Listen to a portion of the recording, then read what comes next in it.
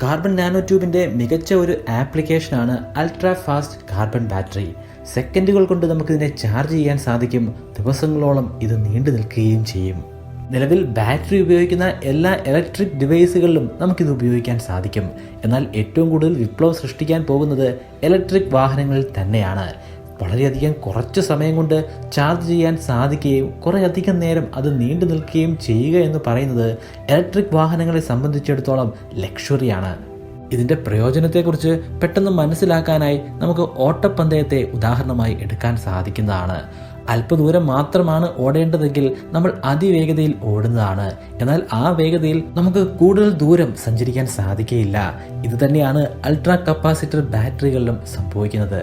അതിവേഗതയിൽ അത് ചാർജ് ആകുന്നു, എന്നാൽ പെട്ടെന്ന് തന്നെ അത് ഡിസ്ചാർജ് ആയി പോകുന്നു. ലിഥിയം അയോൺ ബാറ്ററി ആണെങ്കിൽ അത് മാരത്തോൺ ഓട്ടം പോലെയാണ്. കുറേയധികം നേരം വേണം അത് ചാർജ് ആകാൻ, എന്നാൽ ഡിസ്ചാർജ് ആകാനും കുറേയധികം സമയം എടുക്കുന്നതാണ്. കാർബൺ നാനോ ട്യൂബ് സാങ്കേതിക വിദ്യ ഉപയോഗിച്ച് നാവ ടെക്നോളജീസ് ഉൽപ്പാദിപ്പിക്കുന്ന ബാറ്ററി ഇത് രണ്ടിനും ഇടയിലാണ് നിൽക്കുന്നത്. ഇത് ചാർജ് ആകാൻ അധികം സമയം എടുക്കുകയില്ല, എന്നാൽ ചാർജ് ആയാൽ അത് കുറേയധികം നേരം നീണ്ടു നിൽക്കുകയും ചെയ്യും. നിലവിലുള്ള അൾട്രാ കപ്പാസിറ്ററിൻ്റെ 5 ഇരട്ടി പവറും 5 ഇരട്ടി ഊർജവുമാണ് ഇതിനുള്ളത്. ഇത് ചാർജ് ആകാൻ സെക്കൻഡുകൾ മാത്രം മതിയാകും. മറ്റുള്ള എല്ലാ ബാറ്ററിയേക്കാളും കൂടുതൽ സൈക്കിളുകൾ അല്ലെങ്കിൽ കൂടുതൽ കാലം ഇത് നീണ്ടു നിൽക്കുന്നതാണ്. സാധാരണഗതിയിലുള്ള ഒരു ബാറ്ററി 1000 തവണയാണ് നമുക്ക് ചാർജ് ചെയ്യാൻ സാധിക്കുന്നത്. അതിനുശേഷം അതിൻ്റെ ആയുസ് ക്രമേണ കുറഞ്ഞു വരുന്നതാണ്. അതേസമയം നാവ ടെക്നോളജിയുടെ അൾട്രാ ഫാസ്റ്റ് കാർബൺ ബാറ്ററികൾ 10 ലക്ഷം സൈക്കിൾ വരെ നീണ്ടു നിൽക്കുന്നതാണ്. അതായത് 10 ലക്ഷം തവണ ഇതിനെ നമുക്ക് വീണ്ടും ചാർജ് ചെയ്യാൻ സാധിക്കും. ഇതിൻ്റെ എഫിഷ്യൻസി ഒട്ടും തന്നെ കുറയാതെ. ഇതിൻ്റെ പിന്നിലുള്ള സാങ്കേതിക വിദ്യ കാർബൺ നാനോ ട്യൂബ് ആണെന്ന് പറഞ്ഞു കഴിഞ്ഞു.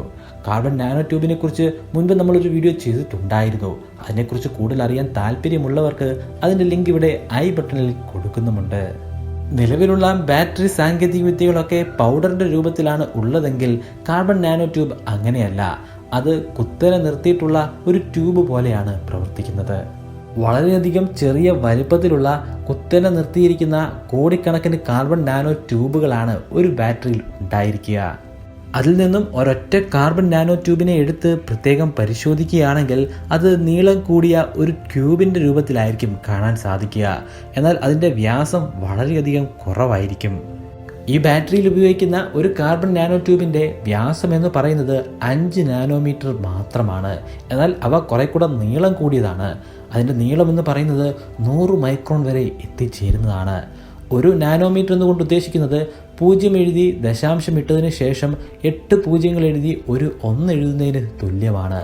അതേസമയം 100 മൈക്രോൺ എന്നുകൊണ്ട് ഉദ്ദേശിക്കുന്നത് 0 എഴുതി ദശാംശം ഇട്ടതിന് ശേഷം 3 പൂജ്യങ്ങൾക്ക് ശേഷം ഒരു 1 എഴുതുന്നതാണ്.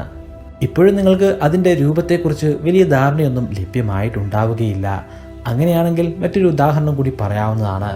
1 കിലോമീറ്ററോളം നീളമുള്ള ഒരു ന്യൂഡിൽസ് എടുക്കുക എങ്കിൽ അതാണ് ഒരു കാർബൺ നാനോ ട്യൂബ്. 1 സ്ക്വയർ സെന്റിമീറ്ററിൽ ഇത്തരത്തിലുള്ള കോടിക്കണക്കിന് കാർബൺ നാനോ ട്യൂബുകളാണ് ഉള്ളത്.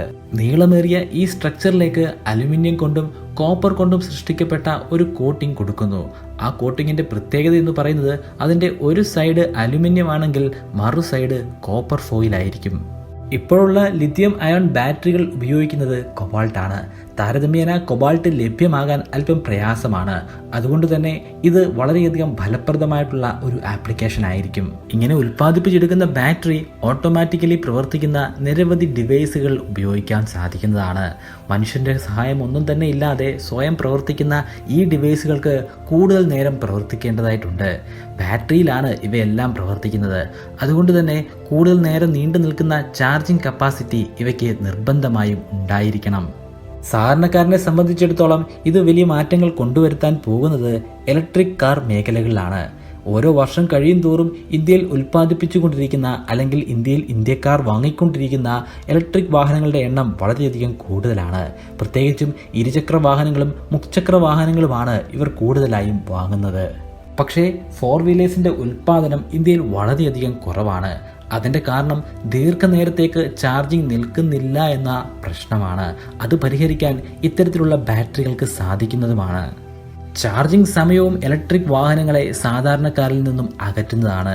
കൂടുതൽ വേഗതയിൽ നമുക്ക് അവയെ ചാർജ് ചെയ്യാൻ സാധിക്കുകയാണെങ്കിൽ അതൊരു നേട്ടം തന്നെയാണ്. പക്ഷേ കൂടുതൽ വേഗത്തിൽ ചാർജ് ചെയ്യുമ്പോൾ ആ ബാറ്ററിയുടെ ആയുസ് കുറഞ്ഞു വരുന്നതാണ്. പക്ഷേ ഈ ടെക്നോളജിയിൽ അങ്ങനെ ഒരു സംഭവം ഉണ്ടാവുകയില്ല. കൂടുതൽ നേരം നമുക്ക് ചാർജ് നീണ്ടു നിൽക്കുക മാത്രമല്ല, കൂടുതൽ കാലത്തേക്ക് അതിൻ്റെ ആയുസ്സും നീണ്ടു നിൽക്കുന്നതാണ്. അതുകൊണ്ട് തന്നെ ദീർഘനാളത്തേക്ക് പ്രവർത്തിക്കുന്ന സ്പേസ് മിഷനുകൾ നമുക്ക് ഈ ബാറ്ററികൾ ഉപയോഗിക്കാവുന്നതാണ്.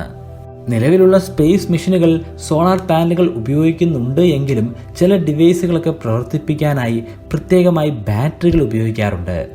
പിന്നീട് ഇത് കൂടുതലായി ഉപയോഗത്തിൽ വരാൻ പോകുന്നത് IoT ഡിവൈസ് അല്ലെങ്കിൽ ഇൻ്റർനെറ്റ് ഓഫ് തിങ് ഡിവൈസുകളിലാണ്. പ്രധാനമായിട്ടും ട്രാക്കിങ്ങിന് വേണ്ടിയും സെക്യൂരിറ്റി പർപ്പസിന് വേണ്ടിയുമാണ് IoT ഡിവൈസുകൾ ഉപയോഗിക്കുന്നത്. 2019 തുടങ്ങിയ പര്യവേഷണങ്ങൾ ഒടുവിൽ 2021 ശരിക്കുമുള്ള ഫലം കാണിച്ചു തുടങ്ങിയത്.